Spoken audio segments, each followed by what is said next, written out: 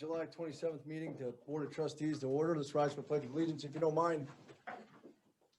I pledge allegiance to the flag of the United States of America and to the republic for which it stands, one nation, under God, indivisible, with liberty and justice for all. Thank you. Take a roll call when you're ready, Crystal. Trustee Gator, Here. Trustee Jerome, Here. Trustee Kenny. Present. Trustee McDonald. Trustee Whitehouse. Here. Mayor Pro Tem Knutson. Mayor Hammond. Here. Any amendments or changes to the agenda we need to know about tonight? Okay. Any conflicts of interest we need to bring up? Okay. We'll get to our first item, B, community participation. This is the moment that individuals wishing to speak on non-agenda items are asked to sign up on the form provided at the podium. Once you're called upon, please come up to the podium and state your name, and you'll be given 3 minutes to talk about things that are not related to this agenda. So would anybody from the public like to come up and speak tonight? Now's your chance. All right, then. We'll bring it back to our board and get going. Item 2, presentations tonight. We got a few of them tonight. The first one is Larimer County Sheriff's Office Mental Health Responder Introduction. Is that right, health? Or is it heal? It's health. That's health. All right. Sergeant Rairdon.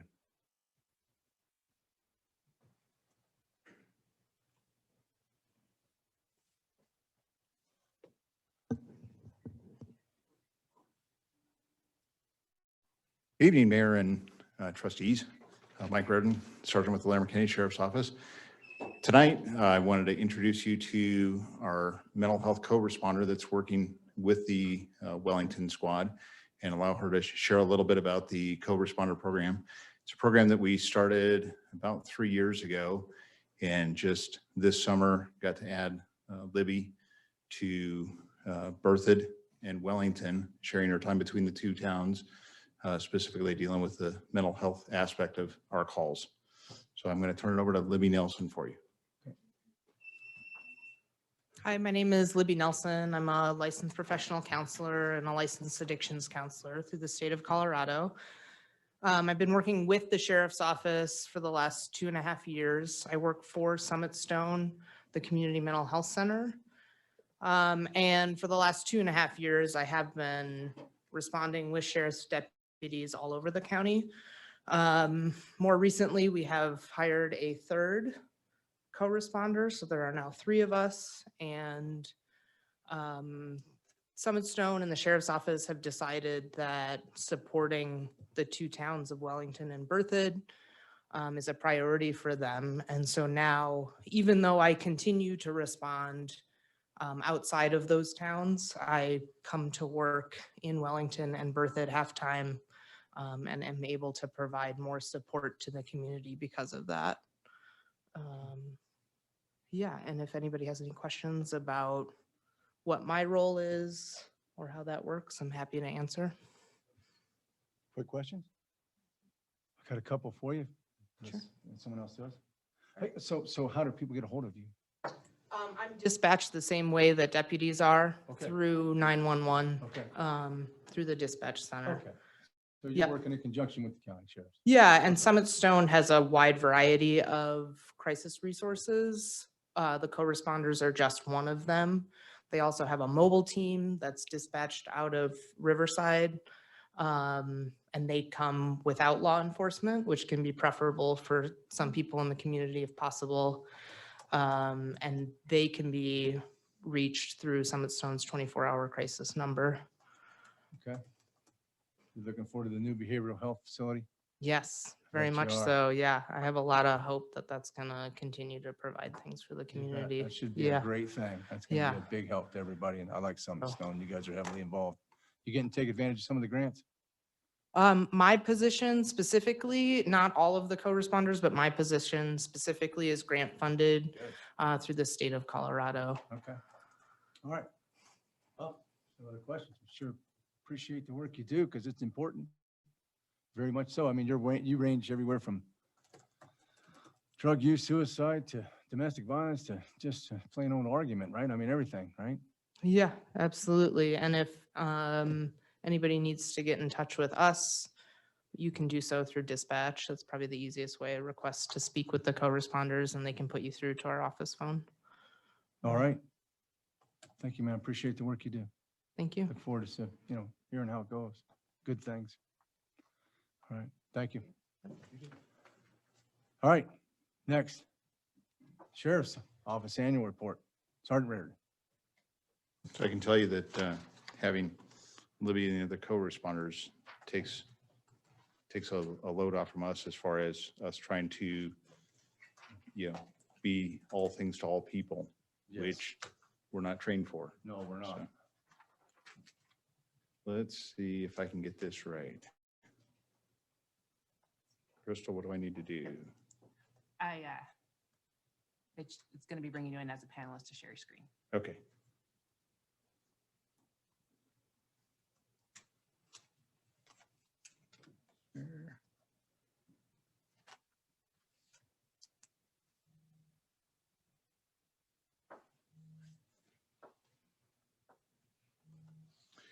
Okay, so I'm just going to kind of briefly run down some of the highlights of the 2020 annual report for the Sheriff's Office for the town.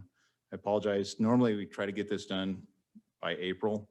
It took a little longer because last year, amongst all the other challenges we did, is we changed our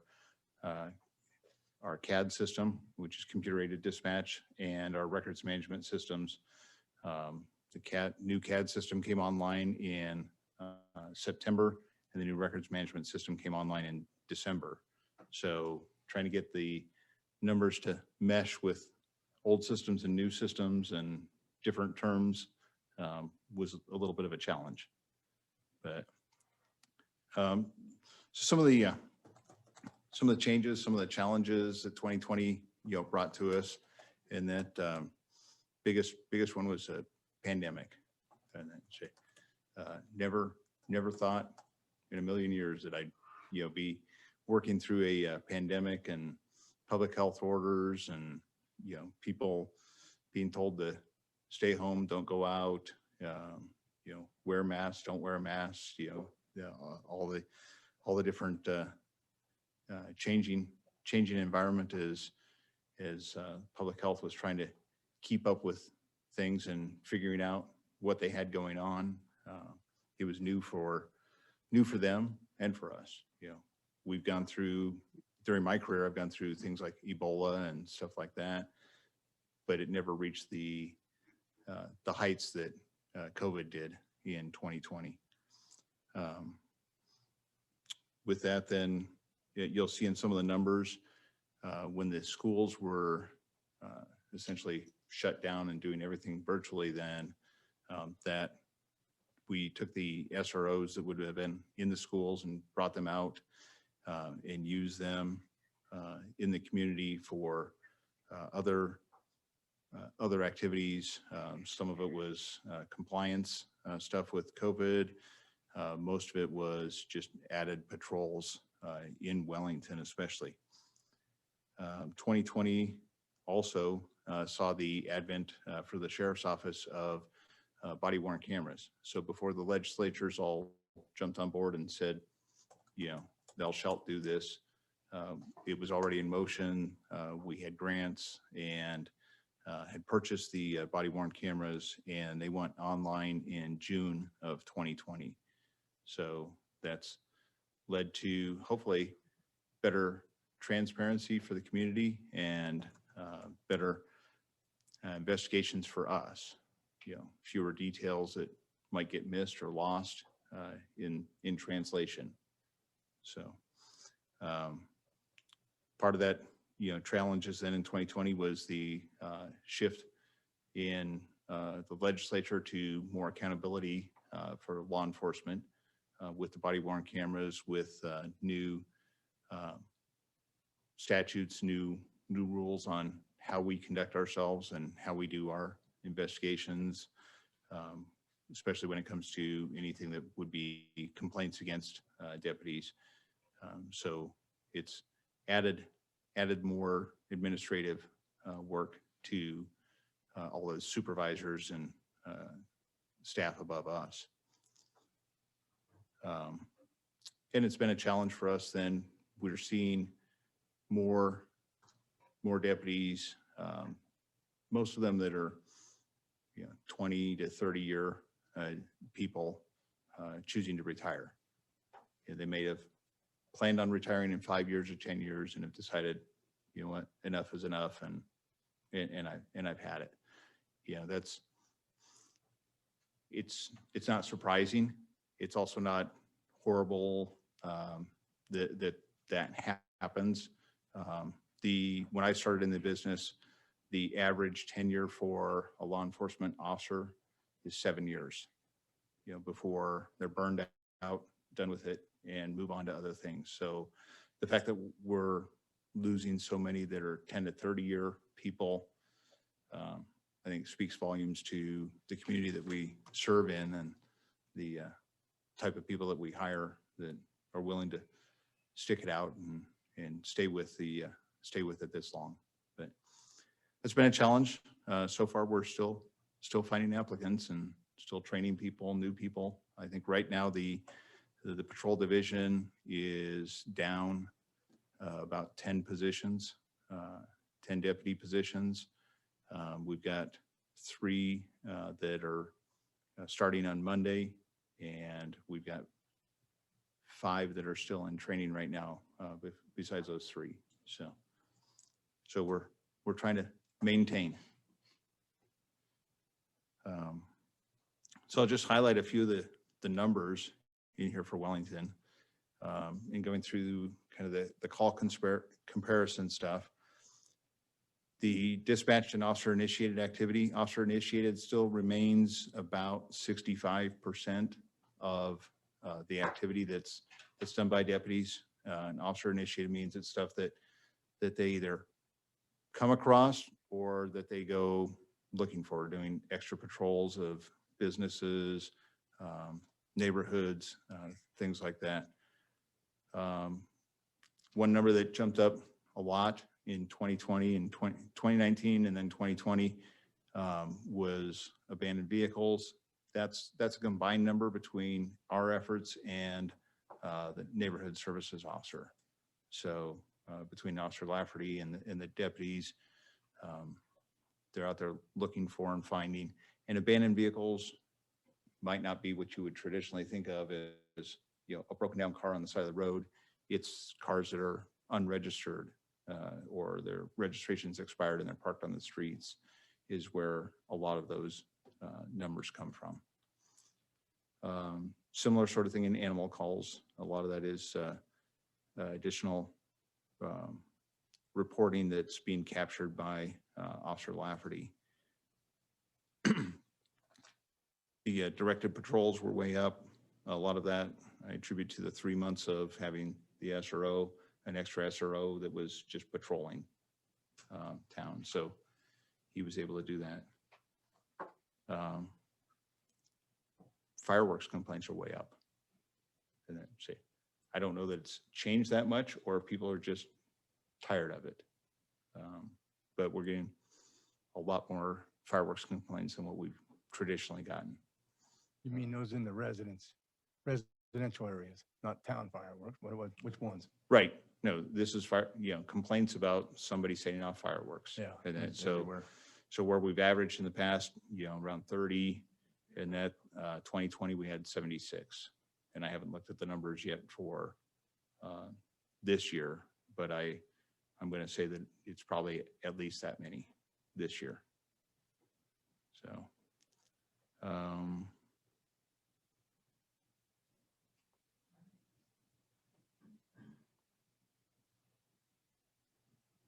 municipal code violations, again, that's a large part of that is Officer Lafferty's reporting there.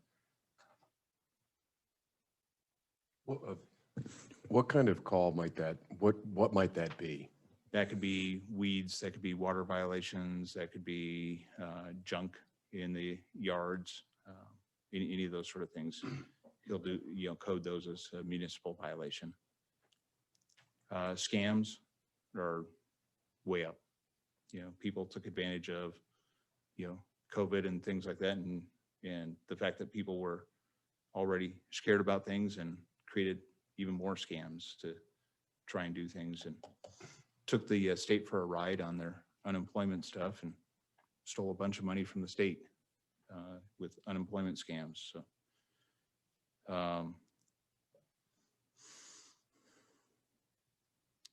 the sex offense number is up. Sex offense, I think Trustee Gator has asked about that in the past. It covers a wide gamut of things, you know, from indecent exposure, public indecency, sexual exploitation, internet exploitation, to more of your traditional thoughts of like sexual assault type cases. And most of the sexual assault cases that we get are intrafamilial.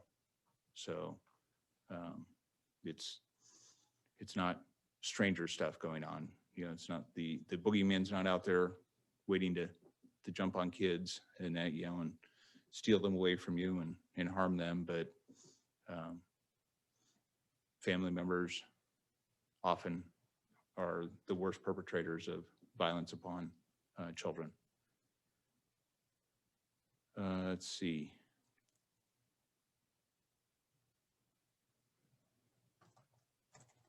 And the ones that jumped out at me as I was going through things. The call summary, isn't that? When you look at that, that's where you see the March, April, May were our busiest months for calls. And that was, you know, you would think might be the quietest time because of COVID. And that's when we were in the lockdown, but that's when the schools were closed. We had the extra deputy doing things. And that's when people were calling in and complaining because, you know, Joe's business is still open and they can't be allowing people in there, or somebody's not wearing a mask and things like that. We get calls on that stuff. We didn't respond to a lot of it, or we'd respond to assisted business with, you know, with removing someone if they were having problems with them. But fortunately, Wellington didn't have too many of those calls. Day of the week was kind of surprising to me that our busiest days are Monday, Tuesday, Wednesday. Most people would think Friday, Saturday, that's when it's busy. Yeah, it's weekdays. And a lot of that's, you know, traffic enforcement. That's when people report things on Mondays that happen over the weekend. And then they call in on Monday morning to report them because that's when they think that now somebody's available. Just a reminder to everyone, we're out there 24 hours a day, 7 days a week, and any deputy working day shift or night shift can take any type of call. So most of our calls occur between 2 o'clock in the afternoon and 10 o'clock at night in Wellington. That's our busiest time. You know, top 10 dispatch locations, apartments, the motel, and you know, some of your high traffic commercial areas are where most of our highest numbers of calls came from. There was one residence that made it into the top 10 as they were going through a lot of family issues there.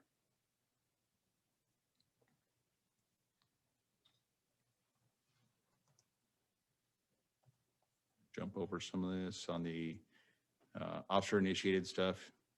You can see that's going to be, you know, your high traffic areas, intersection at 6th Street in Cleveland, and the schools. And so that's where, you know, when the deputies have the time to, you know, do something on their own, that's where they're focused most on, is on those areas. And that does not mean, if I go back to that just a minute, like Come and Go had 652 calls there, you know, officer initiated calls. That doesn't mean Come and Go is a bad business. It just means there's more people coming and going from Come and Go 24 hours a day, 7 days a week than any other place in town. And apparently this morning they were really busy because they were the only ones with gas. Yeah.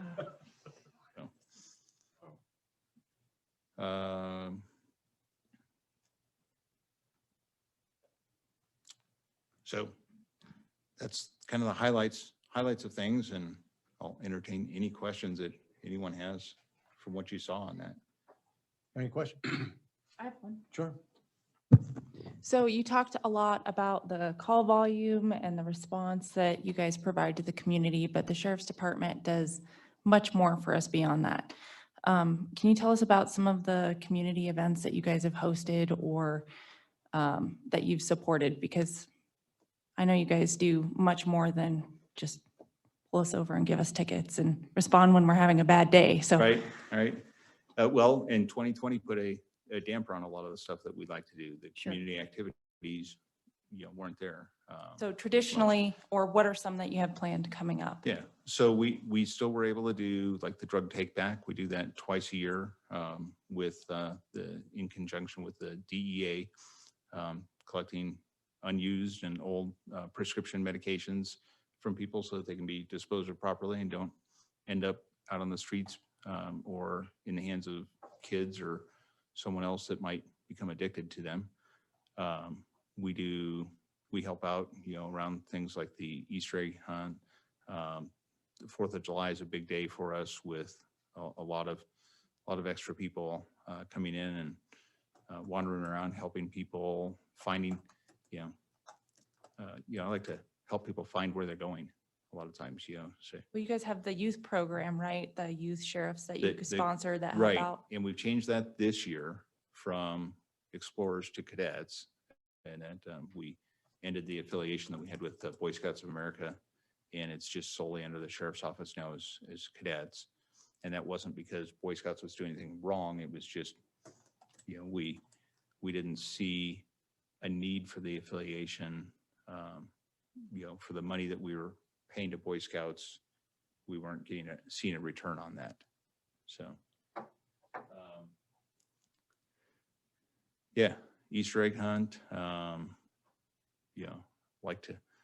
Like to get out and do crime prevention things. Anytime there's things like the farmers market, and I haven't jumped on that yet, but trying to get out into things like that, where we can do crime prevention, education things, providing information to people to keep them safe, keep their kids safe. We spend time. We just started back up this month, or starting back up this month with the seniors, and that post-COVID now we're able to meet with them. We meet with them monthly and do a program called Seniors and Law Enforcement Together, where we just kind of update them, let them know what sort of scam things we're seeing and how they can avoid falling victim, because they are the most common victim of scams.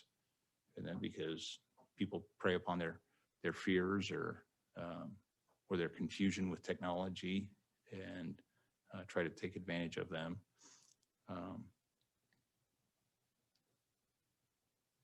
Well, that's great. Sorry to put you on the spot like that. That's all right. That wasn't a That's all right. prepared slide. That's all right. No, that's all stuff that we'd like to do. The desk officer that I have now and one of the day shift deputies have come to me recently, and they want to get out and do some cooperative things together, working with the businesses and getting to know the business owners more again, like we were able to in the past. So. Well, you guys are always very supportive of public education in the community, so I appreciate that. Absolutely. Thank you, Tom.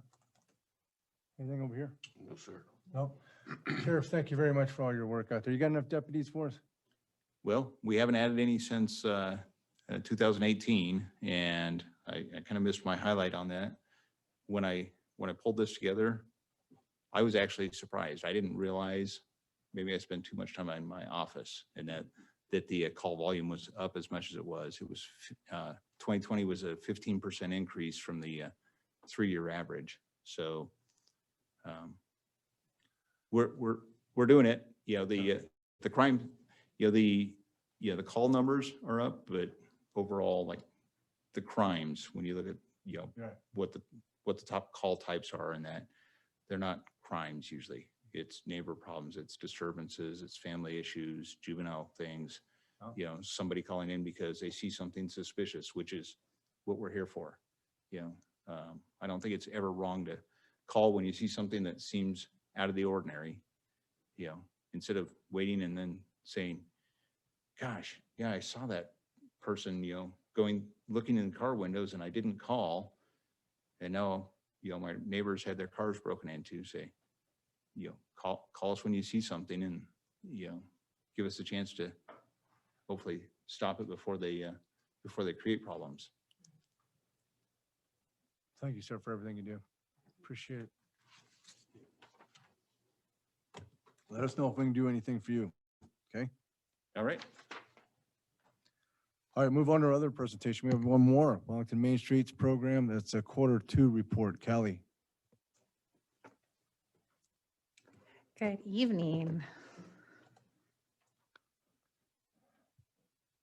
Thank you.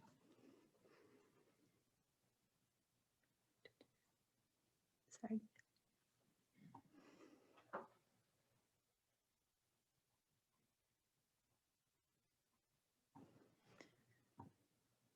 All right, good evening, everybody. I'm Kallie Cooper, Executive Director of the Wellington Main Street Program. And as Mayor Hammond said, this is our Q2 report.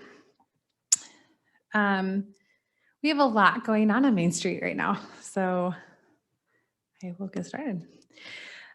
Just so that you guys have this information, you can find a lot of our current projects, publications. We list all of our North 40 news articles, all of our independent articles on our website under our blog. So if you're looking for the most recent information, that's where you'll find it. We also have a brand new community calendar. So individuals from the community can submit their events to our calendar and it will all show up in one place. So that's a new feature that we just added to our website. And then we also launched our brand new News on the Street e-newsletter. So you can sign up for that online. That's a monthly newsletter that we send out with program updates, volunteer signups, and all sorts of different information. I'm excited to announce that we we're launching our downtown sign grant. This will be an exterior sign and awning grant. We funded this program by selling Shop Wellington reusable bags. Those bags were $20, were filled with promotional items from local businesses. And they were sold at the Main Street Market on Thursdays, sold online, sold in various downtown businesses.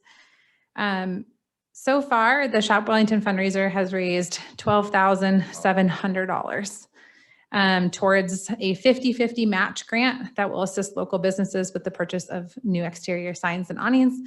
Each project can be awarded up to $1,000. So we will be able to serve 12 projects with what we've raised so far.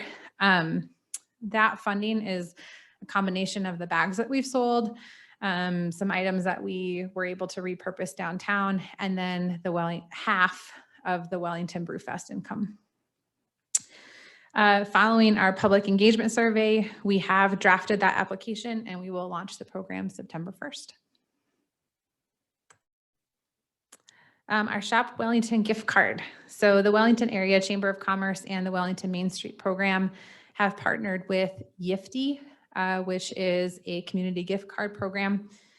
It is an e-gift card that can be used wherever you might use a regular gift card. But instead of national brands, it's our local businesses. We are currently reaching out to our local business community to have them register to participate in the program. And again, we're also hoping to launch this program September 1st as well. The Revitalizing Main Street grant. At the last meeting, I did a presentation on this, but an update on this real quick is that we have received our purchase order for that Revitalizing Main Street grant. We were awarded $150,000 or $149,999. And we are going to be directing Well-Arama music festival funds, as well as DOLA mini grant dollars to support that program. And right now we are still waiting on a utility permit from CDOT. And then once we have that, we will be able to start making purchases. And so we're really excited to get that going. We also are working on a second very large grant, hopefully. This is the Main Street Open for Business Facade and Energy Efficiency Grant. So each community is eligible for up to $1 million. This will be distributed as sub-grants to local businesses, anywhere from $10,000 to $150,000 per business to address facade improvements and energy efficiency. So anything from windows to insulation, roofing, HVAC systems. We sent out a survey and 16 businesses responded that they were interested in participating in the program. The property owners will be required to collect bids for their project, submit them to the Main Street program and the town of Wellington, and then we will turn around and apply for funding through the state. Our town administrator, Patty Garcia, and I met with a Fort Collins local lending company who will also be helping us to provide low interest loans to businesses to help them have the capital to provide the 20% match that is required on this grant. Upcoming events. Our Main Street Market is still going strong. This is every Thursday from 5:30 to 8:30 in Centennial Park. We have had an amazing response to this event, not only from the community, but also from our local businesses. They've said we're packed on Thursday nights, and that's what we wanted. We wanted to bring people downtown on a regular basis, provide them with local produce and crafts, and get people downtown, but then also to have them utilize our local restaurants and our local businesses on Thursday nights as well. We've really been overwhelmed with response. This Thursday is live music from 6 to 8, so come out and enjoy it. The Well-Arama Music Festival that I mentioned earlier is Saturday, August 7th. This is from, and my time is wrong on there. It is from 3 to 7 p.m. To date, we've raised $11,500 in sponsorships for that event. This year, we're featuring local bands Mountain Duo, Titanic, and Matt Skinner Band, as well as hosting a beer garden, vendors, games, and food trucks. And tickets are available online at our website, and we will have discount tickets this Thursday at the market. If you come to the market, we'll have discount tickets. Just a quick funding update. As always, our financial statements for the Wellington Main Street program are available upon request. The 2021 Wellington Brewfest raised over $16,000 toward the Wellington Main Street program. This will be directed towards that exterior sign and awning grant, as well as the Byron White Memorial Project at the Wellington Public Library. And that's all I have for you. I'm here to answer any questions. Any questions on this side? You guys are just doing an amazing job. So I appreciate all that you guys do for the community and especially the energy that you bring to the Main Streets program. It's great. Thank you. I have a question regarding the facade and energy efficiency grant. Yes. So in addition to the lending options that you guys are setting up for convenience for these companies, is there any potential for those match dollars to come from other sources? Absolutely. Yes. So right now we're putting that match funding in the hands of the business owners themselves. But yes, it's potential that those match dollars could come from other places. So my curiosity, and this is more a question for the board, is if we, from the town perspective, would like to participate and contribute to some of those match dollars to encourage more companies, more businesses to take advantage of this. For the facade alone, I mean, the energy efficiency is also near and dear to my heart, but this could really be a huge potential for an entire downtown to get a facelift. So this is a huge, huge opportunity here. So I just wanted to kind of put some attention on that. I know some businesses, I've been talking to them, they're already getting quotes for getting their brick redone in a historical manner to make sure it matches the their current exteriors and for improvements there. And that also help with energy efficiency, apparently. I don't know anything about these things, but I think it might be something worth considering or discussing within our group to see if we'd like to help participate in some way to make sure we have the largest participation possible for this grant. Thank you. Well, I don't know why we can't think about that. Is that something we can think about? Yes. We ought to invest in ourselves. Sure. I can get with our finance director, Judi Tippetts, and bring something back to you at the next meeting. Something we can do, kick it around ourselves. Sure. We can take it out of our potentially excess sales tax that we've collected this year, which was unanticipated. So maybe we can take a portion of that, but I can get with Judi and let you know. I'd love to look at options. Thank you. Thank you for that. Good idea. And that project has a very, very fast turnaround.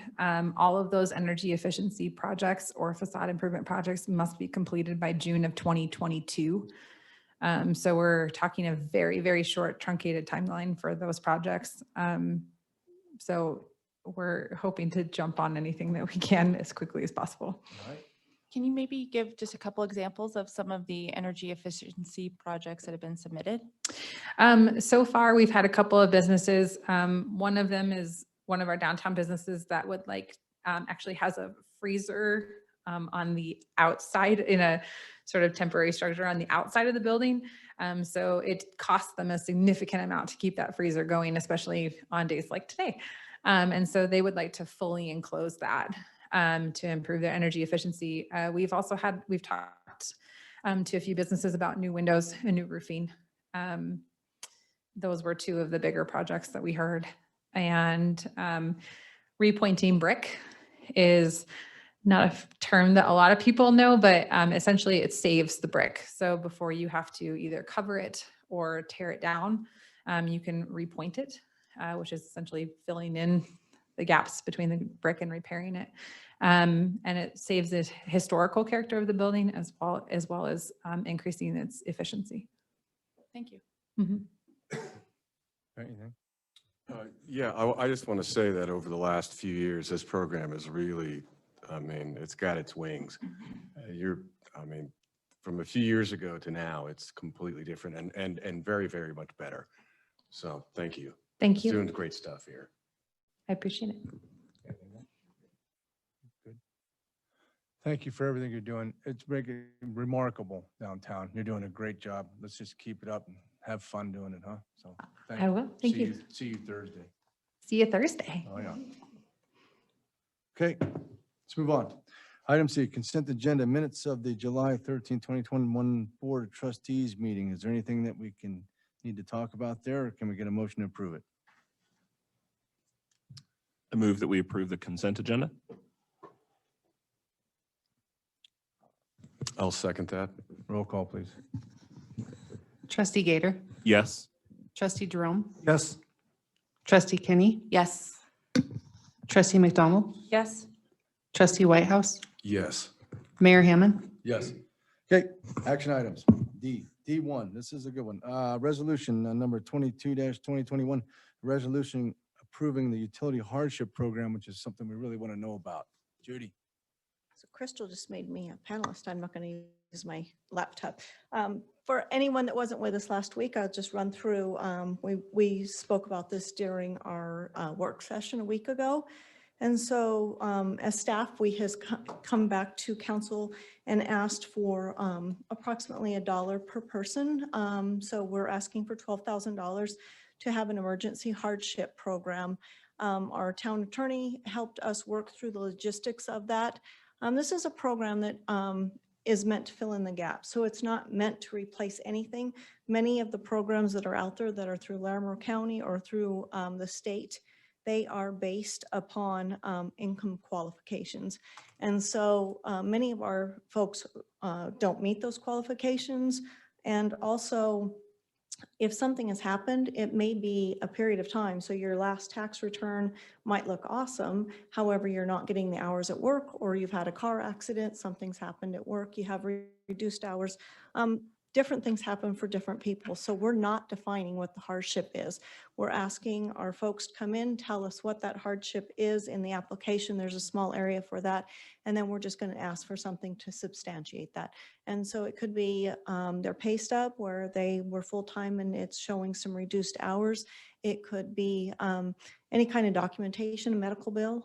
We've talked to some folks that as we're working through this collection process that have had some things that are going on. And it's, again, it's pretty heart wrenching to know that some of the programs that are out there, they just don't qualify for. So at any rate, these, again, our town attorney helped us put the resolution, which is what I'm going to eventually ask for the approval on.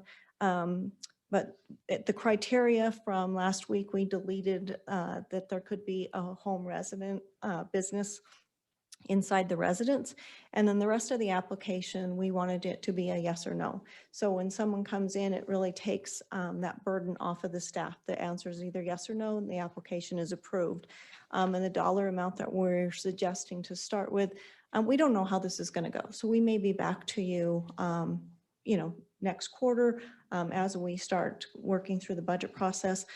So we're suggesting $300. And I originally just looked at kind of where the average bill is, and that's about 2 months. And so we're hoping to help someone before that third month hits. And that seems to be the point. When I used to teach financial literacy, the third month is really kind of that trigger point. When people get behind that, it's very difficult for them to catch back up. So the criteria, I'll just run through it for anybody that is in the audience this evening that wasn't with us last week. You must be a utility customer for the town of Wellington, and we'll be able to verify that obviously through your account. No violations. That means if we've had any kind of discussions with you or you have been shut off, that you have not gone out into the pit. That is a big no-no, and we cannot stress that enough, and we are not going to encourage that behavior. The current hardship creating the inability to pay must be something that you can document. And again, I don't want to keep a copy of anyone's tax return, pay stubs, medical bills. It's something they're going to show to us. We will simply say, yes, we received it with the open records. We don't want possession of that. So if someone ever came in and asked us, we would simply have staff or myself. Crystal's going to be in town hall. So in the beginning, we'll really watch how this goes, and we may have to tweak the process a little bit. That you must sign up for audit water class. And so this is an education piece that Kallie is working on for us. We're going to have it available that you can do it virtual and if you want to come in. But there are some things when I talk to people and they're like, boy, I don't know how my water bill got so high. It's very surprising, a leaky toilet, a drippy faucet. So some of those things people really don't realize. I had a gal and she's like, well, I thought I heard something, and she lives by herself at night and her water bill was pretty high, and depending on what it is, and in turn, it made her sewer bill high because it was during the winter months. So all grants, if you are awarded that money, it will go directly to your water account. Our folks will not take possession of any funds. It will simply be applied to the water, to their account. If your balance is in excess of that, and we do have some folks that we have been working through on the collection process that we are trying to get their bills under control. If the money is applied to that and their balance is still not reaching a zero balance, we're going to ask for a firm commitment from them that that bill is reduced to zero within those 2 months following that. Let's see what else we had on here. And your account must be kept current if you would like to be qualified for that the following year. And so it's going to be one time each year that you're eligible for that.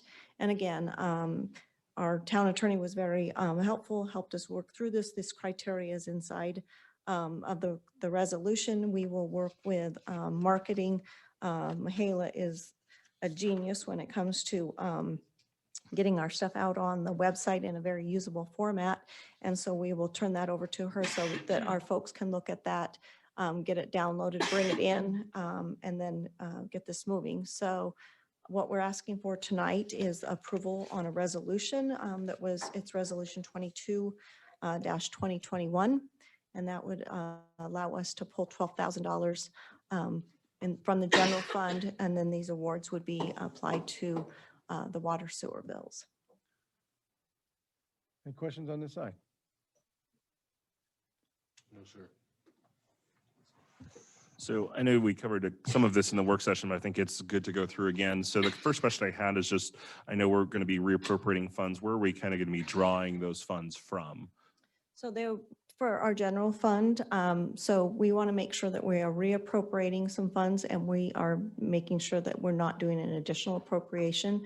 But for right now, our sales tax is coming in over. I will share with you in the treasurer's report a little bit about that. I will make a separate line item, and I'm not going to take from one, but we will monitor that to make sure that within that general fund, we're staying at the money, at the dollar amount that we submitted to the state. Okay, excellent. And then I know the other question, and we discussed this again, but again, I think it's good for that to be said, is with the mandatory training, are we going to be focusing on just keeping that straight to, I know that there's a lot of partisan stuff out there, one side or the other, but are we going to focus on just keeping that to just basic, here's just facts about water usage? Educational, just trying to help folks, especially what we sometimes find is if you are a new homeowner or you're in your apartment maybe for the first time, just some education pieces I think that people don't realize. Excellent. Thank you very much. No other questions. Okay. Any questions from the public on this issue? All right, we'll bring it back to the board. Hearing no further comments, I'll seek a motion to approve Resolution 22-2021. I move to approve Resolution 22-2021, establishing the Town of Wellington Water Utility Hardship Program, including pre-appropriating $12,000 from the general fund. Second. Roll call, please. Trustee Gator, Yes. Trustee Jerome, Yes. Trustee Kenny, Yes. Trustee McDonald, Yes. Trustee Whitehouse, Yes. Mayor Hammond. Yes. Thank you, Judy. Thank you so much. You bet. Okay, item 2, ordinance number 08-2021. This is an ordinance approving a conditional use large child care home on a lot 39, block 1, Meadows, Replat, town of Wellington. I think Elizabeth is going to tell us about this. Hi, everyone. I just got to get my computer to share. Let's see.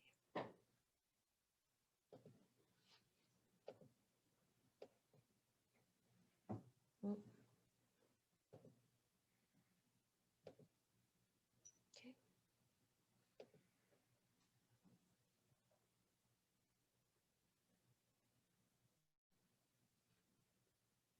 Full screen mode. There we go. Okay. Hi, everyone. I'm Liz Young-Winnie. I'm a planner with the town.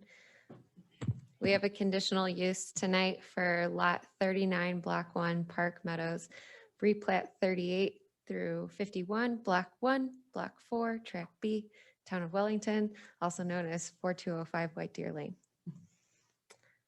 Tonight is a public hearing. Conditional uses require a public hearing at Planning Commission as well as at Town Board. The Planning Commission public hearing was already held on July 13th, just a few weeks ago. And kind of a recap of that conversation, Wellington Fire Protection District Chief Green recommended adding a condition for an annual fire and life safety inspection. There was also a community member who had some questions and comments about the state's licensure requirements, but there was nothing to really follow up with on that. And the planning commissioners did forward a recommendation of approval to you all, the town board, with 4 conditions, which we'll discuss. So tonight, again, like I said, is a public hearing. So we do have to see if anybody has comments or questions. And then the action is to adopt an ordinance approving the conditional use for the large childcare home. And there's information attached in the packet with the conditions that are presented. So Little Tykes is the child care center. It's a local. He's here with his wife tonight. Chris and Norma Magiana. This is the general location of where their home is at. So it's just a hair off of Ronald Reagan Avenue. some background information about this process and what the town has set up in relationship to the state. So the state regulations allow a large childcare license for in-home care providers, and it allows up to 12 children. When there's 9 to 12 kids in care, 2 adults must supervise. This applicant currently operates a childcare in their home as a home occupation at the location that's under discussion. The municipal code allows childcares as a home occupation, and then childcare centers, which include large childcare homes, require conditional use approval when located within a residential district, which is why we're here now. So the current application is seeking the conditional use approval to continue to allow their large childcare in their home. Planning Commission already went through this, and there's a summary in your packet if you're interested in the details. But the review criteria that's in the Land Use Code, Section 16730, have all been met. Staff doesn't have any concerns about what the criteria, how it plays out for this residence and for this home occupation and the conditional use. And the details, like I said, are in your packet. So the conditional use approved by the Planning Commission on July 13th, 2021 with the following conditions: maintenance of a state of Colorado child care license, reapplication for conditional use approval would be required if a new user was licensed at the location, so with different business, but reapplication would not be necessary if they were to add this additional adult assistant, which would be allowed under the current license. Additionally, the third condition is that the conditional use approval would terminate upon abandonment of the use for a period of 12 months, a change in ownership of the home, or a change in use. And then the last, which was added at the Planning Commission meeting, was an annual fire and life safety inspection completed with Wellington Fire Protection District. Staff recommendation would be to adopt the ordinance that's included in your packet that would approve the conditional use to allow the large childcare home occupation at the legal address as provided with the conditions of approval as presented. And I believe that's it.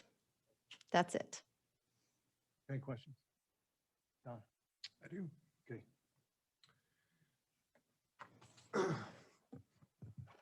So last week at our study session, the town attorney went over a recap of the legislature's new bills that were approved and I believe signed by Governor Polis. One of them is HB 21-1222, regulation of family child care homes.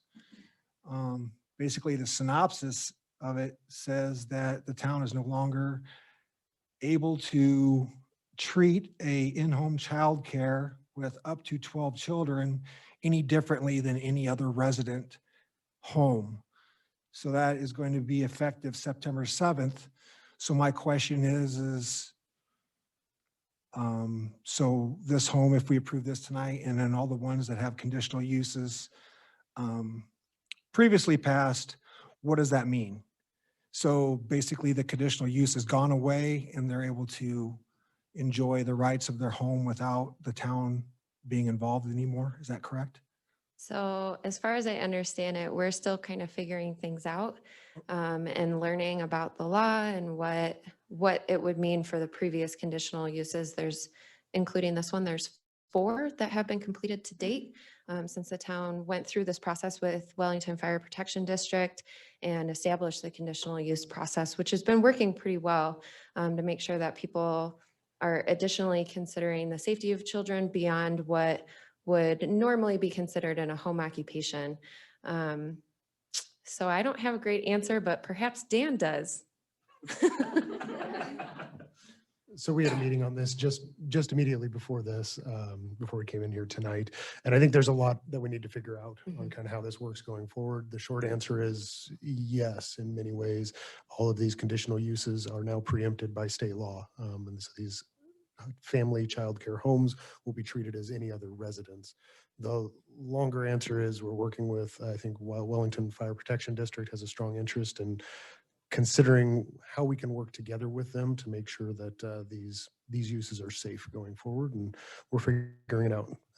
Also, that doesn't go, as you mentioned, that doesn't go into effect till September 7th, and I think this conditional use application has been going on for some time. So we'll complete this one and we'll figure out what's next. Okay, and I believe there's also provision in this pertaining to the fire district's health and safety checks that DHS is going to be coordinating with them, apparently. DHS is going to work with local fire protection districts and other fire authorities to create a statewide standard for fire and safety inspections. That standard hasn't yet been completed and probably won't happen until sometime after September 7th. So when that standard comes into play, certainly that's something we'll make sure applies to these family child care homes in town. Okay. Anything? Go ahead. So I had a couple of questions in regards to the checks that are on that. Is that a state requirement that they have this fire or this life and safety inspection consideration that was on there? Is that a state requirement, federal requirement, or is that just something our local fire district has to have? When you said a check, were you specifically referring to the conditional fire, use? life and safety inspection. Yeah, are you referring to the conditional use? Yes, the condition to that. Okay. Is that based off of a state requirement, or is that just something the local fire district wanted added? That was something that Chief Green recommended adding and the planning commission agreed. Okay. And then I don't know if we can ask questions of the applicants now, or do you want to wait till later? Well, let's get all of our stuff. I mean. Well, that my question to them, is that a concern for them? Is that going to cause any Yeah, problems? yeah, we're going to ask that. Okay. Sure. Yeah, we're going to ask that one, I would imagine, sure. Okay, I just like to. Is that it for you though? That's it. That's the only concern I have with it, is Okay, that okay. that condition. Oh, yeah, absolutely. Rebecca, you got anything? Yeah, I just want to provide a little background when we did talk about this through the planning commission. And then if anybody else wants to chime in on this consideration, previously it was required that they were licensed yearly with the Wellington Fire Protection District based on this similar fire and safety inspection. That, based on this new law, would no longer be required that they receive that license. But in our best judgment, and the only way we can consider it, is that requesting and asking them to at least do an inspection and get the recommendations should be included as a condition of this approval. So that's why it was added, because previously it would have been required and compliance would have been required, but now that's not the case. But we definitely still want them to get the inspection, which is a service that our fire district does for any entity at this time right now for free regardless. I believe When they also requested. do it for any home. What's that? I think they will do it for a homeowner too. at Oh, yeah. request. Yep, Mhm. absolutely. That's my understanding. So that's why that was added as a condition to the planning commission. It's free, because I believe the last 3 or 4 applicants are required to pay like $250 for the inspection. Ms. Zucker, do you have a fire district representative attending online? Does Captain Pettit happen to be on there? I don't see one. Okay. I'll see if I can help answer some of those questions. So prior to this law being passed, it was a requirement for the childcare license holder to have a fire and life safety inspection done by the local fire jurisdiction. So prior to this law being passed, there was an annual inspection and operating permit. I can't quote exactly what the cost was, but the fire district saw this legislation coming, anticipated that, and have been working with the planning department so that moving forward, these inspections are to address a real concern. It's not to collect a profit. It's to ensure that there are life and safety measures in place, such as safe ways for small children to get out of basements. You know, because sometimes those window wells, if there aren't ladders and things, if you're a small child, that can be difficult to navigate. Something else that they'll do is they'll check the smoke detectors to make sure that they're operating properly. So it's not an opportunity to be invasive or regulatory. This is an opportunity to make sure that children and infants that sometimes may not be able to care for themselves in a high stress situation have the best opportunity possible. So really moving forward, I believe that the fire district's position on this is to be a service to the community, to provide any kind of life and safety measures that a child care facility would need through recommendation to be of the best service to the community possible. We recognize that there is a need for childcare in the community. We recognize that there is a need to address the discrepancy in local regulations versus state childcare regulations versus, you know, everybody has their own opinion on how these childcare licenses need to be operated. So this local fire district is working with the planning department to try and address this so that these in-home daycares can operate to the maximum capacity, but still ensure to their customers and their families that there are life and safety measures that are in place to keep people safe. And to clarify, Little Tykes already did that with Everett Pettit at the Wellington Fire Protection District this year, so they're good to go. They already did an inspection. They already did one this year, yes. Okay. So just to clarify, so the current law requires, and because the current law, until the new law doesn't take effect till like September.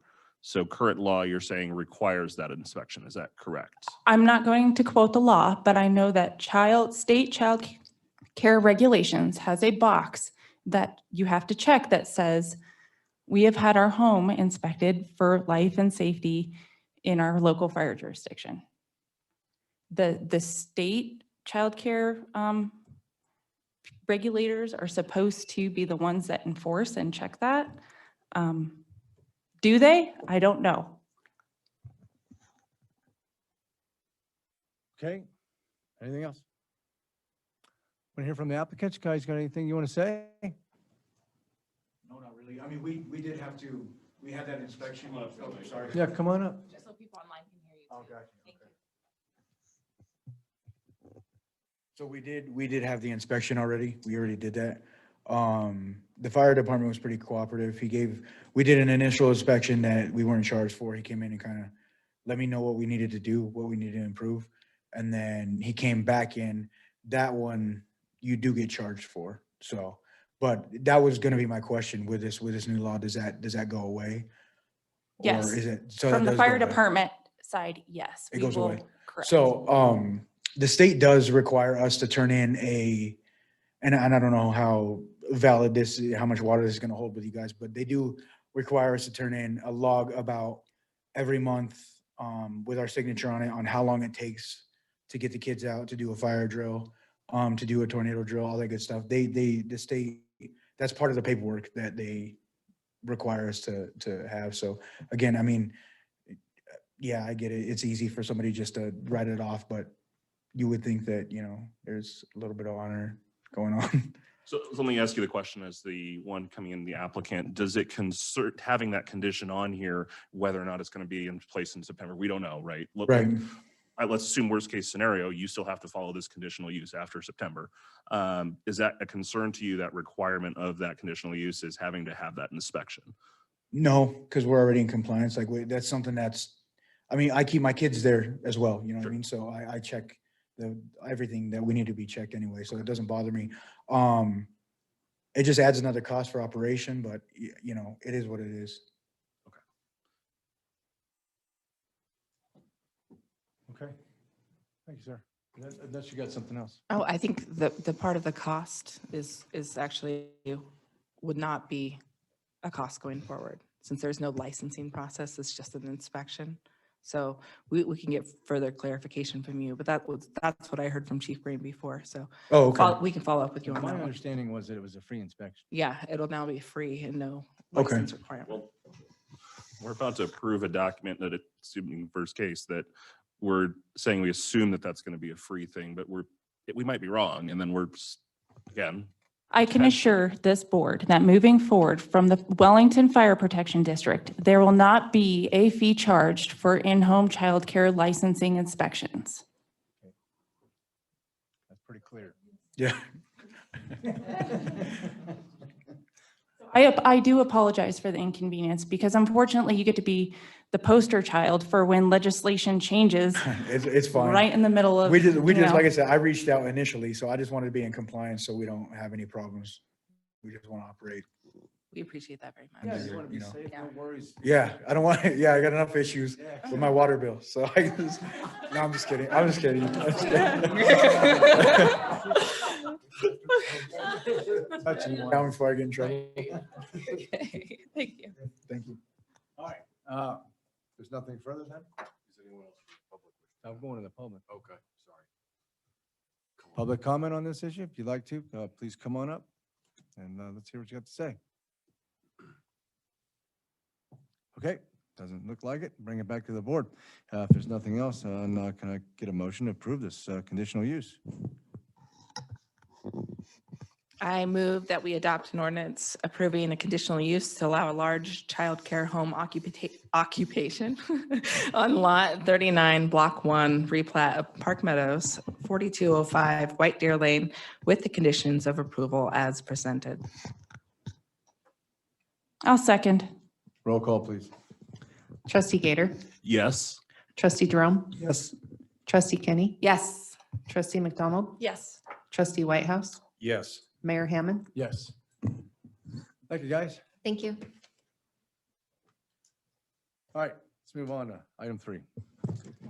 Resolution 21-2021, a resolution appointing a campaign finance complaint hearing officer, sorry, not complaint. On July 13th, you passed an ordinance to create a campaign finance complaint process because the Secretary of State's office no longer hears those complaints from municipal elections. At that meeting, it was requested that we look at appointing a complaint hearing officer to conduct those in a neutral manner. I immediately contacted our current municipal judge and we drafted the ordinance that's attached here. The idea is that the currently appointed municipal judge will serve as the hearing officer. So if at a later point another judge is appointed under this resolution, whoever that judge is continues to be the hearing officer for these municipal campaign finance complaints. She didn't have an issue? She had no issue Okay. whatsoever. She thought it was a really good idea to have the judge take that role. All right. Any questions for this? Satisfied? Very happy. Just to give a clarification, if you were not at the work session where we discussed this, the reasoning behind that is the Board of Trustees appoints the complaint hearing officer. And as the complaints from municipal election would most likely have to do with one of the elected officials, there could be viewed a conflict of interest if the person that's the subject of the complaint is also appointing the hearing officer. And so the thought process was, let's appoint that position now so that there's no potential future issue of looking like something inappropriate happened. So that's the background if you weren't here for the further discussion on that. But no, this is great. So thank you very much for getting this together. Okay, anyone else? All right, public comment on it then. Okay, bring it back to the board. Can I get a motion to approve resolution 21-2021, a resolution appointing a campaign finance complaint hearing officer? So moved. Second. Roll call, please. Trustee Gator, Yes. trustee Jerome, Yes. trustee Kenny, Yes. trustee McDonald, Yes. trustee Whitehouse, Yes. Mayor Hammond. Yes. Okay. Action items are over. We're on to other boards. I got 7:37 and we're going to enter our liquor board at this time. And our first, to do that, we need a roll call. Trustee Gator, Here. trustee Jerome, Here. trustee Kenny, Present. trustee McDonald, Here. trustee Whitehouse, Here. Mayor Pro Tem Knutson, Mayor Hammond. Here. Okay. First one tonight, Wellington Main Streets Program Special Event Permit Application. Crystal, you going to tell us about it? Or Yes. Kallie? Thank you, Mayor and trustees. This is Crystal Eicher, the town clerk. Wellington Main Streets Program has submitted an application for a special event liquor permit to serve malt, Venus, and spirituous liquors on August 7th during the Well-Arama event. The Wellington Main Streets Program has submitted all the documentation needed for the permit, including the application, a premise map, and permission for use of the premise, and the special event questionnaire. The Well-Arama event will take place on August 7th from 3 to 7. And the special event permit application includes hours before and after that for setup and tear down. Alcohol will be provided from Soul Squared Brewing, Sparge Brewing, Cantina Liquor, and Old Colorado Brewing. Alcohol will be served by tip certified employees, as well as tip certified volunteers from Overland Sertoma. Food trucks will be on site, and individuals that will be served alcohol will have IDs checked and provided a wristband. And Kallie Cooper is available for any questions about the event. Okay. Any questions, board members? I just want to let everybody know I'm recusing myself from this vote based on my involvement with planning this event and applying for this permit. Okay, thanks for doing that. John. Public comment on this issue? Anyone? Okay. Everything's in order? Yes, sir. Okay, hearing no other comments, I'd like to seek a motion to approve the Main Streets Program Special Event Permit application. So moved. Second. Roll call, please. Trustee Gator, Yes. Trustee Jerome, Yes. Trustee McDonald, Yes. Trustee Whitehouse, Yes. Mayor Hammond. Yes. Look forward to seeing you there.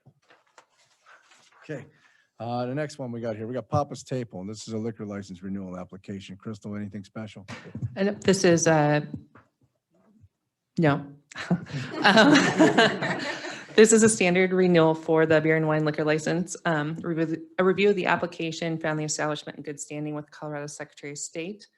The establishment is current with their sales tax, and the Larimer County Sheriff's Office reported no issues directly related to the liquor license. And there were no issues or concerns during a compliance check of the premise. Okay, board members, anything? Okay, we're good. Public comment on Papa's Table?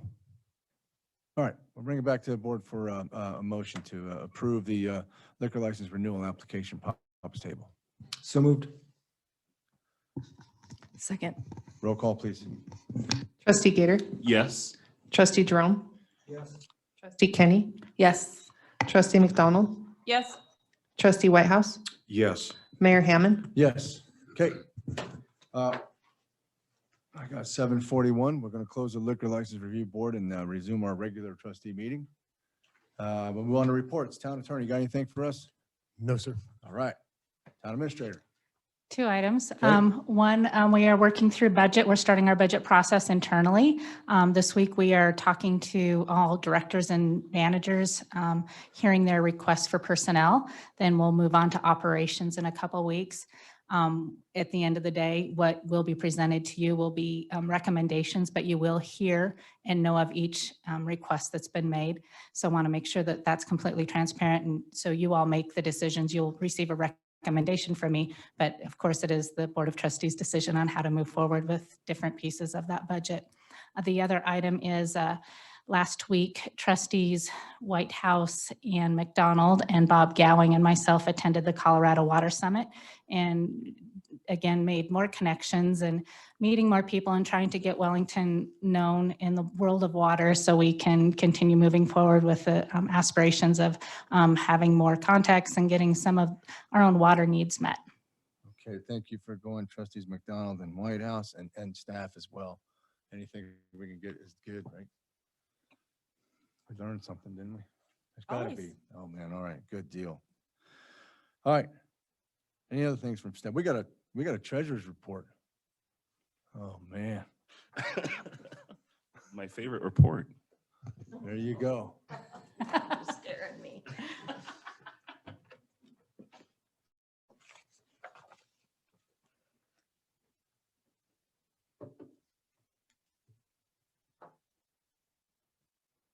Crystal's going to give me permission to.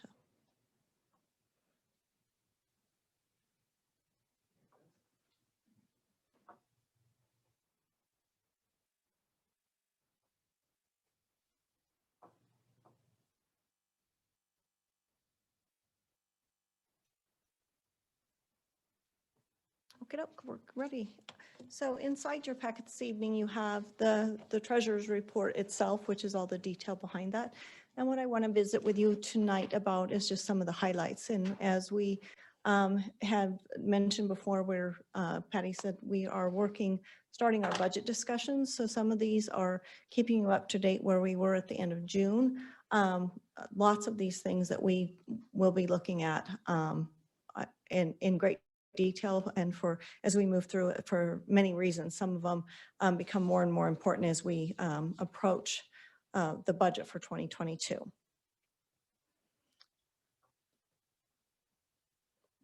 see, open that slide. There we go. Thank you. Good night. So just to recap, general fund second quarter overview, we're again halfway there. Our revenues, we're at about 57%. In addition, we received our first half of the American Recovery money. Originally, when I came to you at the end of the first quarter, the numbers that we had been given from the state, it was a range. And so that range was from anywhere from 1.8 to 2.2 was what they told us. And I told Patty when I got on some of the calls, many of the municipalities were disappointed because their numbers had come in lower. And so our numbers, our total award will be at 2.6. So the amount of money that we got was $1.3 million. And of course, we will be bringing you some suggestions during the budget process and with the thought process that as we have these water and sewer plants in front of us. And so it's not just the amount of money, it is, we listen often, read everything we can get our hands on, but it will be that we have to use these funds with a permissible use. So we don't just get the $1.3 million to do with what we see fit. They will give us a list of items. And so far the language that we have been following is water and sewer infrastructure. They have not deviated from that. They have had very similar to inside of the CARES funding. There have been some uses that are been strictly prohibited. So we want to make sure that we use our money wisely, that we can report back, and that we'll be in compliance with that. So we will keep an eye on that. Of course, we'll be asking your permission as we go through that, but I will bring you definitive language. I also visited with Chris LeMay last week, very briefly. He is with DOLA. And so as we mentioned, this is our portion of the money that was, but in addition to this, it's important to remember the state got $3.8 billion. So they have allocated 2.8 of that. The last billion, we don't know. And so there is discussion that potentially they may have a special session in August. We don't know that. They keep telling us it's kind of in 30 days increments and 60-day increments. We should have known something July 12th would have been one of our deadlines. And so we're thinking it's going to be another 30 or 60 days. So with the water plant and sewer plant, these are huge, important projects for us. We just keep moving. We try to make sure that we are in the best position as we can be if that opportunity is available. The second piece I want to visit with you about is sales tax. I'm sure I make Tyler and Patty completely crazy because I look at this one probably more often than they want to talk about it. It is our largest revenue for the town of Wellington. And so it's, currently we collect 3%. It includes food for home consumptions. Many municipalities do not do food for home consumption, but we do. The general fund receives 2% of that. The other percent is split currently between streets and then the parks program. There is an ordinance that language ends December 31st. So that 1% will go to the streets and then the 2% will continue to come to the general fund. I have a quick question. Is that because that's when the bond for the community park expires? No. Okay. So I can bring you guys a copy of that. So Brad was gracious enough to help me find that language when I first came on board. So sales tax collection year to date, we are just a tick over $1 million, which is 54% of our budget in the general fund. Year to date, we are up about $155,000 compared to this where we were same time last year. The total sales tax that we budgeted inside of the general fund is at 1.8. So we'll continue to monitor that. It looks good. And it's very much like when we talk about water, what months do we consume the most? There are some months for sales tax that I watch a little bit more carefully, and those are some of our summer months. So our months that we, July, December, and June were our top three last year, 2020. It's always odd. I don't know with the pandemic if that will change or not. So we will continue to watch this. Last time this year, we were at 47% of where we were on budget. Property tax, I did want to mention that for any of the folks that are out there that may be watching, it's important to realize this isn't something that we, it can't go over. It is a mill levy. We certify these mills. And so, and it is also not something that we collect monthly. So sometimes you'll look at the financials that are inside of the packet and you'll say, oh, we're at 50% of the year. We should be at 50%. They make payments twice a year. So we did receive that second payment July 9th. And then we will continue if we have any delinquent sales tax, we would get real small payments toward the end of the year. So that is our second largest source of revenue inside of the general fund. So that's why I wanted to mention it, but it's also not something that we can, it won't be over. So the other one that I wanted to highlight was building use tax. It's currently at 220, which is about 46% of budgeted. But we also see in the summer months, more permits are pulled. People are doing home projects. And so it's just a tiny bit early to say, just because we're at the end of the June, that we think that that's going to be behind. It's also strongly, strongly tied to the number of permits that we can do this year. And so we will continue to monitor that and bring you more information as we work through the budget process. Total operations for second quarter, including we got the invoice for the Sheriff's Department, and I went back and put that in because it really, really skewed our numbers otherwise. So including that, we would be at 45%. So it's nice when your expenditures are under and your revenues are a tick over, so that we're trending where we want to see those numbers. We do expect to see a little bit of wiggle room. There are going to be some salary savings. We have some positions that have not been filled, or they were filled. You know, when we budget, we always budget for a whole year. And even if that person comes in, you know, say March or February, there's going to be a month or two of those salary savings. So again, we will dial in and look at those in detail when we bring you some budget information. So water fund, wanted to touch base on this. Our budgeted water sales revenue was just a little bit over 5 million. Our actual revenues currently we're sitting at about 2.1. So we're just a tick under 42%. That's not great news. But again, we are 6 months in, and our highest consumption months are June, July, August, and September. So 54% of our total water consumption occurs during these 4 months. So we will bring you again lots more information as we work through the budget. July's not in here yet. Correct. Right. This is as of the end of June. Yep. Okay. Yep. So raw water, Bob shared a report with everyone. There was just a wealth of information inside of that. But the piece that I always focus on is where we're going to land for our acre feet as of the end of June, 468. And his projections when he took it all the way out, and you looked at that graph, 1,044. So that we're estimating we could be about 100 acre feet below the 2020, definitely significantly higher than 2019. And that's important because if you remember our raw water payment that we make to North Poudre at the end of the year, it's a calculation.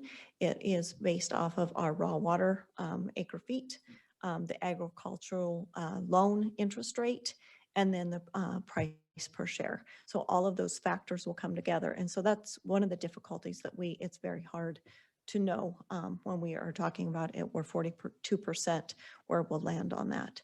So just as a quick review, this is a snapshot of where we were on our, if we come in at 144 or 1,044, last year we ended at 1158 for, this is the water that we pulled out of the Reservoir 3, and the share price, as you can see, was at 190, 190,000.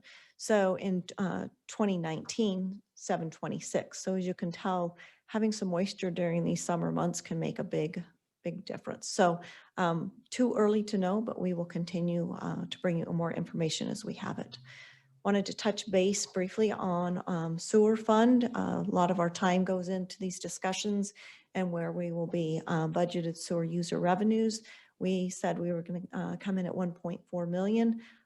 We're actual at 731, so we're right on target. We're just a tiny touch over 50%. Operations are trending at about 41%. Again, it's too early to know.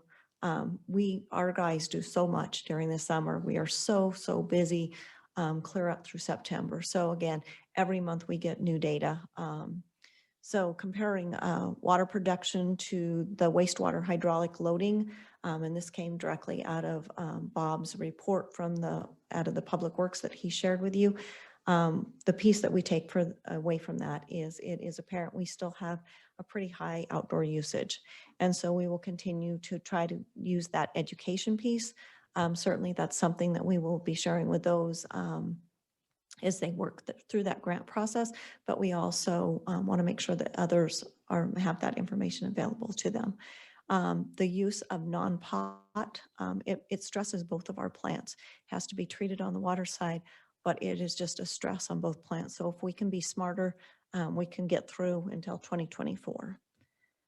So the factors that we want to kind of keep an eye on, we don't know, post-COVID consumer behavior. We think we're through it. Then today, possibly we have some new mandates that may come back up. We just don't know. So we kind of, we want to continue to monitor those, see what it can do to our sales tax numbers, any kind of impacts that the elections will have on us. It's again, some of the things that are coming into play. It's just now starting to trickle into where will we see our gas prices? Where will we see the consumer price index? So it's too early to know. We're halfway through the year. We'll bring you more information when we get through the budget process. Again, we want to continue to watch water consumption every single month. As I look at sales tax, and we are always asking Dave, what's our water? What's our water? We'll watch our interest rates and of course the share prices for the North Pooter. And again, things that we don't have control over, but definitely important as we move through the budget process. So I just wanted to hit some of the highlights with you. If you have any other questions, the report that's inside of your packet is lots and lots of detail, and I don't want to bore you with going through it line by line, but if anybody has questions, certainly let me know. And if there's something I can answer right now or tonight, happy to do that as well. Anything on this side? No, I asked my question. You good? You got anything? Sure. You got anything? Go ahead. There's a reason I always go last. So first off, I did just want to say, Judi, how much I appreciate you putting this together. It is great to have not only the detail, but just the explanations. And I really appreciate you kind of giving us a view of how things are going. So just want to let you know, I appreciate the work that you put into this. It means a lot. And it looks good on the funds. The only question I actually had was with our sewer fund. I noticed that we had a lot of interest expense in that. And I was just curious because do we currently have a loan in the sewer fund, or where's that interest expense coming from? We have yes, and it skews because we make these lump payments, and so it will look like, yeah. Okay, Yep. I was just curious about that because I was like, wait a second. Okay, that's it. Thank you very much. And again, I appreciate the detail. Okay, thanks so much. Thank you, Terry. Looking forward to some good news, come September, right? She will do her best. The messenger. Yes. Okay. Board members got anything? Just one. A few weeks ago, Trustee Kinney and I met with Casey Hendricks with the Boys and Girls Club and requested in the future to have a discussion about the Thimming property. Okay. Like just a general discussion, or it's more of a? Yeah. Okay. Sure. We can place that on a work session agenda. Would that be Work session sufficient? would be the place to do it, wouldn't it? Don't you think? The work Yes. session? Okay, sure. Okay. Yep. All right, anything else? Nope. Well, sure. Got anything? Nope. Okay, John. Did have just a real quick question or a couple things, but Ms. Garcia, just wanted to clarify with the budget process, is it our third quarter or fourth quarter town hall that was planned to be kind of a public meeting for budget process? I just want to make sure I'm giving people accurate information. Sure. So it was supposed to be third quarter, but it's falling in the beginning of fourth quarter just due to timing of us getting the information together. Let me see here. I don't need exact date right now. I just wanted to clarify because I had said something about it the other day and I realized I should make sure. So, but that will be kind of our public engagement. Well, obviously we'll have public meetings on that, but that main thing for public input is going to be that town hall. Correct. It's October 19th. October 19th. Okay, perfect. The only other thing I wanted to bring up is I know back in, oh gosh, February, I think we had gone over in our board retreat, just kind of the rules of operation within the Board of Trustees and kind of how we operate. And I think it's been fantastic. It's done an awesome job. I know one of the things we had talked about was really trying to roll that out to our other town boards and share that with them. And I don't know if we've made any progress on that. I am actually going to be presenting that information to the CAC on Tuesday at their board meeting and just trying to bring in a lot of the same things and just in terms of respects, ground rules, things like that. But I didn't know if we've gone over that with other boards or if that's something that we can do, because I know we had talked about it, but I know I didn't follow through until just now. But I think it's been beneficial for us.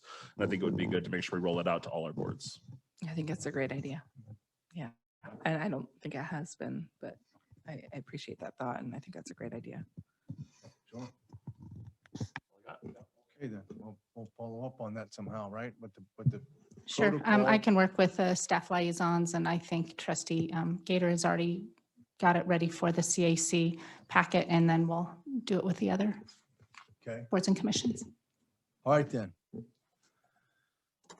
Nothing else further. I'll take a motion to adjourn the meeting. So moved. Okay. All in favor? Aye.